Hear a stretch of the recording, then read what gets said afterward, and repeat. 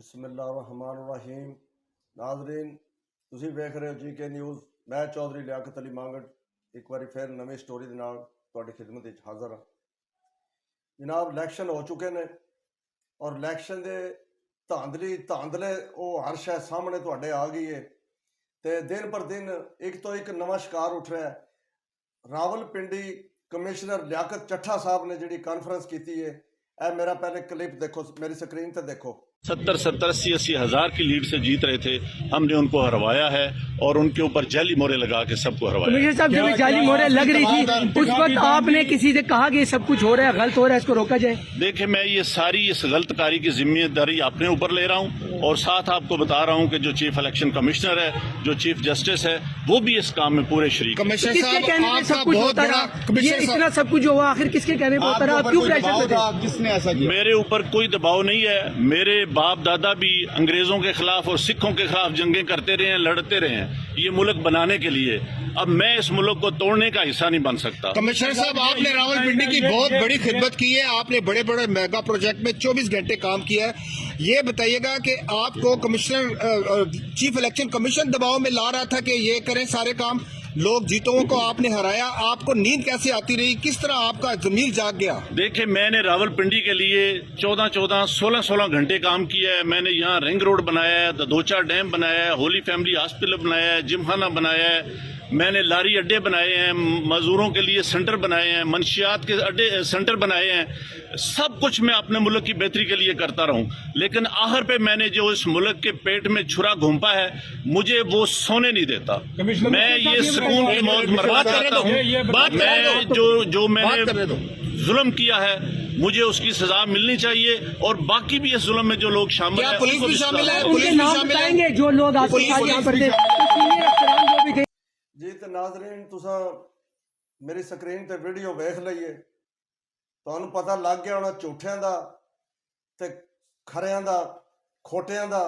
ਇਹ ਤੁਸੀਂ ਹੁਣ ਆਪ ਇਨਸਾਫ ਕਰਨਾ ਹੈ ਕਿ ਇਸ ਮੁਲਕ ਦੇ ਨਾਲ ਇਹ ਕੁਝ ਕੀਤਾ ਗਿਆ ਜੇ ਕਿ ਜਿਹੜਾ ਬੰਦਾ 80,000 70,000 ਦੀ ਲੀਡ ਤੋਂ ਜੁੱਤ ਰਿਹਾ ਸੀ ਕਿ ਉਸ ਨੂੰ ਉਹਨਾਂ ਨੇ ਹਰਾਇਆ ਗਿਆ।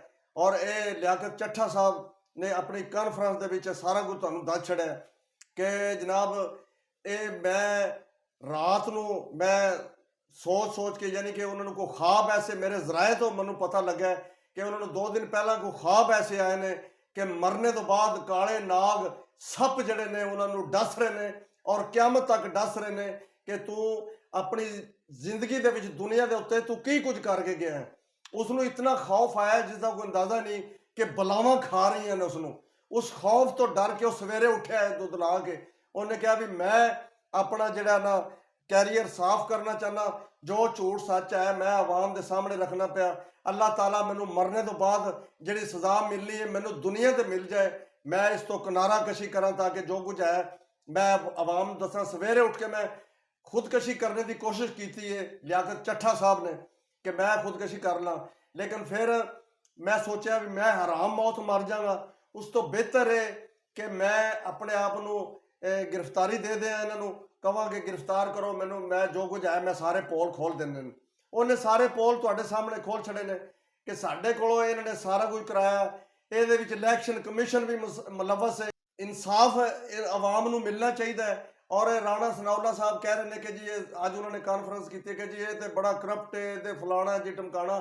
इस तो पहले राणा सनाउल्ला मर गया सी, उस तो पहले नहीं सी दस सकता कि भी ये करप्ट है, फलान है, टमकान है। अज उन्होंने तकलीफ हुई है भी ये करप्ट है। ये सारी नून लीग करप्ट है, इस चीज़ के विच मुलवस है सारी नून लीग। और 20 सीटां ने इन्हां दियां 21 सीटां, ये किधर 73-74 ते जा रहे हैं। 20 सीटां वाला कभी वज़ीर आज़म बन सकता? इन्हां ते लानत 100 वारी। अवाम इन्हां नूं नहीं पसंद करती, अवाम इन्हां दी शक्लां देखना नहीं पसंद करती। और खुदा दे खौफ तो तुसीं डर जाओ, खुदा दी कसम है। ऐसी क़यामत तुहाडे उत्ते आएगी कि जेड़े ज्यादती कर रहे हैं अवाम नाल, ना इमरान खान नाल कोई ज्यादती कर रहा, ना किसी होर नाल। अब अवाम नाल ज्यादती हो रही है। अवाम ने वोट पाए इमरान खान ने निकल रहे ने, जाके नून लीग के निकल रहे ने, तो यह ज्यादती नहीं तो और की है। बंदा रात को जितया 70,000 की लीड तो 50,000 की लीड तो, सवेरे वो लीड चुके दूजे नूं लाई है, वो दूजे नूं जनाब बना छड़िया। कोई खुदा का खौफ खाओ, अवाम नाल जुल्म ना करो। अवाम सड़कों ते आ चुकी है।